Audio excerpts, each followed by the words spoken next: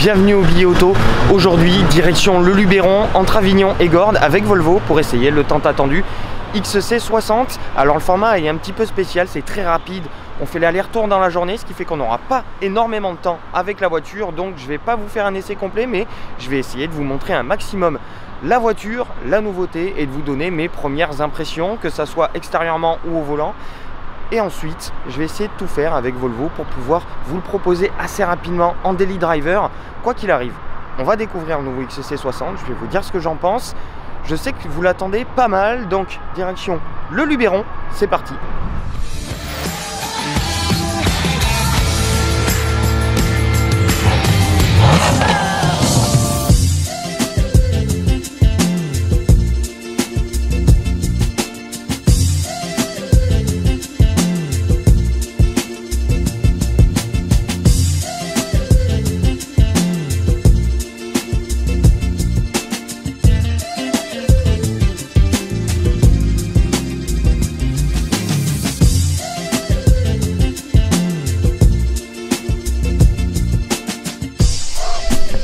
Et voilà, nous voilà en compagnie du nouveau Volvo XC60.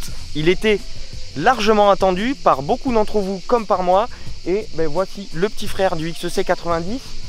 Volvo renouvelle son best-seller et on a un véhicule qui me plaît beaucoup personnellement. Esthétiquement parlant, les codes de Volvo sont évidemment reconnaissables. On a quelque chose de beaucoup plus effilé, notamment au niveau des feux avant. On a une calandre toujours très verticale, bien marquée, bien affirmée.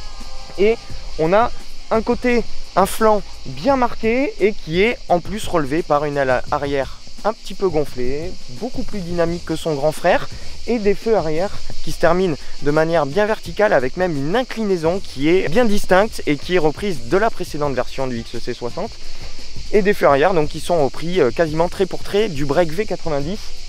Donc voilà, on a un véhicule qui peut être chaussé en 18 comme en 22 pouces, donc vous pouvez choisir quelque chose de plutôt sobre, élégant, comme quelque chose de très sportif.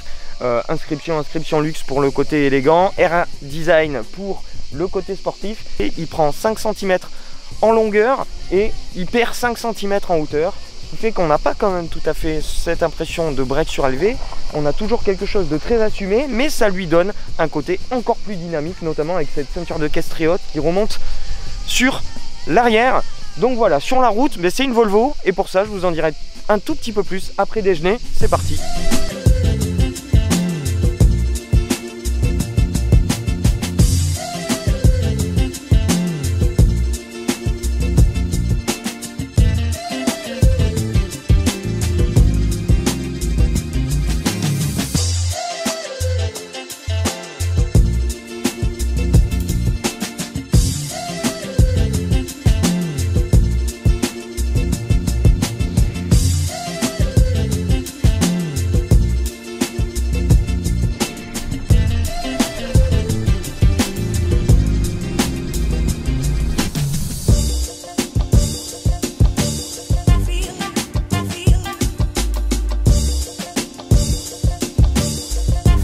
Bon, à l'intérieur, comme je vous disais, c'est une Volvo.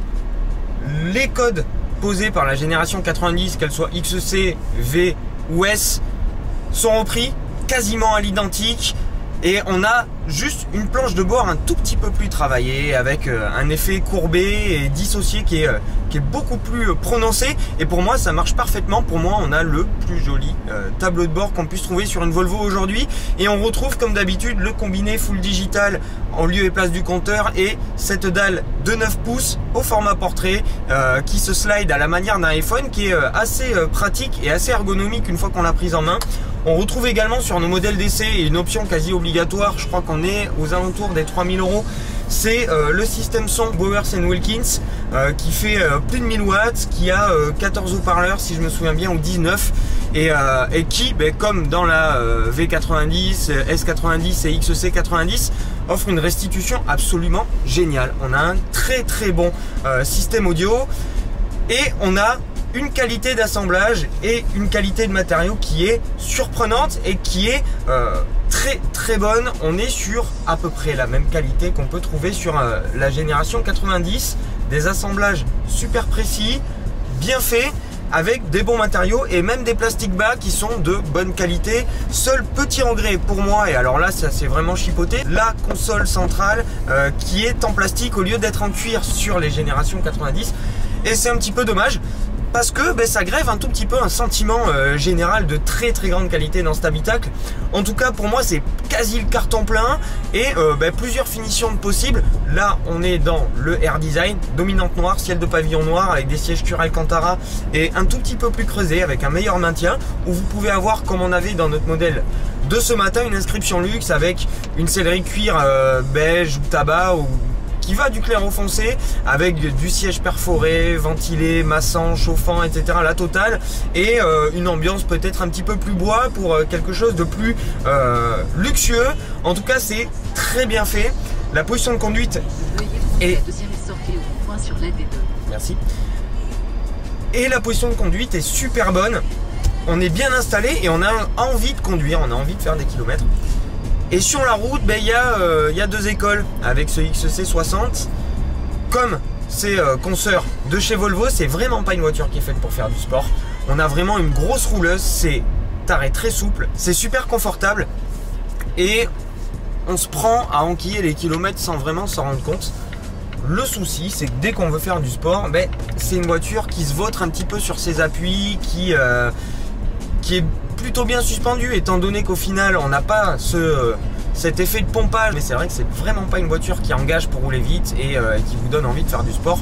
Son credo c'est l'autoroute et les grandes nationales, ça déroule et très clairement pour ça c'est absolument parfait, très confortable, super insonorisé. Aujourd'hui on a essayé très rapidement, comme je vous disais, je suis désolé pour le format super succinct, super à l'arrache de la vidéo, mais c'est qu'on n'a pas eu beaucoup de temps. On a essayé les deux motorisations diesel, le 2 litres, donc de 190 et 235 chevaux. Le 190 est suffisant, on va dire, mais c'est vraiment pas un foudre de guerre. Il faudra vraiment lui taper dedans pour lui arracher de la performance.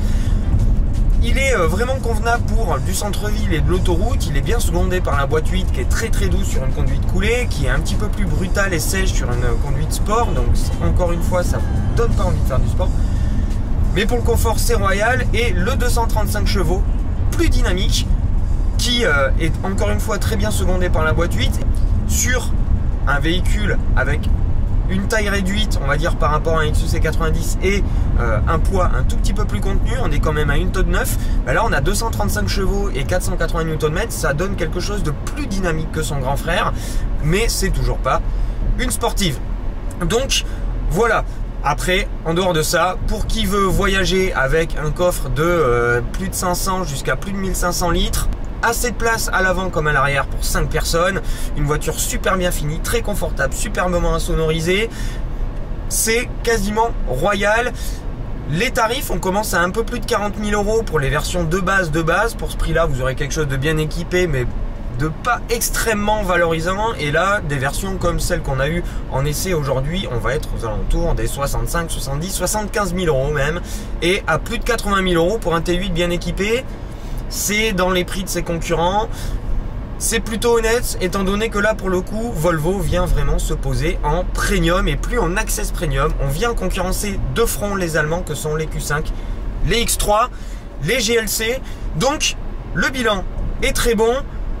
Petit bémol, comme je vous disais, un manque de performance. C'est vrai que j'aurais aimé sur un modèle comme celui-ci avoir un moteur plus gros, avoir plus de répondants et plus d'agréments à la conduite, un tout petit peu plus de sportivité et un tout petit peu moins de consommation, étant donné que c'est très facile, notamment avec ce 190. Il faut lui taper dedans pour rouler fort et là on est à plus de 14 litres de conso moyenne. Avec le 235 ce matin, on a réussi à scorer sur un trajet plutôt mixte, un joli 8 litres 2, donc c'est mieux. 480 Nm de couple, disponible à 1700 tours minute, ça aide beaucoup plus. Donc voilà pour le bilan de cette prise en main très rapide du XC60. J'espère que ces images vous ont plu, je sais que vous l'attendiez beaucoup, moi aussi. Si c'est le cas, n'hésitez pas à mettre le petit pouce, à vous abonner si ce n'est pas déjà fait. On va essayer de vous caler quelque chose pour le faire en format Daily Driver et que je puisse vous faire un essai réellement complet de cette voiture. D'ici là les amis, j'espère que vous avez aimé toutes ces images. Et puis moi je vous donne rendez-vous la semaine prochaine pour de nouvelles aventures. Pas de vidéo pendant une petite semaine comme la dernière fois, je suis désolé, je me repose un petit peu. Mais la semaine prochaine, il y a quelque chose de très sympa qui arrive. Je vous en dis pas plus. Je vous souhaite plein de bonnes choses et je vous dis à plus tard. Ciao. Et voilà, retour à Paris. C'était super sympa cet excès Volvo XC60. Maintenant, on passe au résultat du concours que j'avais lancé pour fêter le 1 million de vues avec les 2 lots à gagner. Le premier lot, c'était l'Audi A5 miniature et le gagnant de cet Audi A5 miniature qui a été tiré au sort, c'est Philippe Gramy, qui a partagé donc sur Facebook la page du billet auto. Bravo, tu as gagné l'A5 miniature. N'hésite pas à m'envoyer un mail à l'adresse qui est ici dessous pour me donner ton adresse pour que je puisse t'envoyer ce joli petit lot. Et le deuxième lot, c'est un de vous qui l'a partagé sur Instagram qui remporte le porte-clés Jaguar Racing pour la Formula I. Le voici, c'est SC Performance. Je suis allé voir ta page, elle est très sympa, Corentin. Donc n'hésite pas à m'envoyer toi aussi un mail à l'adresse qui est juste en dessous pour que je puisse te transmettre ton porte-clés. Voilà, j'espère que vous avez apprécié les images qu'on vous a proposées, les amis. C'est pas fini, des jeux concours, il y en aura d'autres. On va avoir plein de choses à fêter. Les stickers, pour ceux qui me l'ont demandé, ça va venir, ça arrive assez vite, à la rentrée normalement. Donc voilà, félicitations aux gagnants les amis. N'hésitez pas à m'envoyer donc vos coordonnées par mail à l'adresse qui est ci-dessous. Et n'hésitez pas, si c'est pas déjà fait de votre côté, à nous suivre sur les réseaux sociaux. Vous trouverez tout ici, Facebook, Instagram, Twitter et évidemment à vous abonner au YouTube si c'est pas déjà fait. Je vous dis à plus tard les amis, je vous souhaite plein de bonnes choses et je vous dis à la semaine prochaine. Ciao.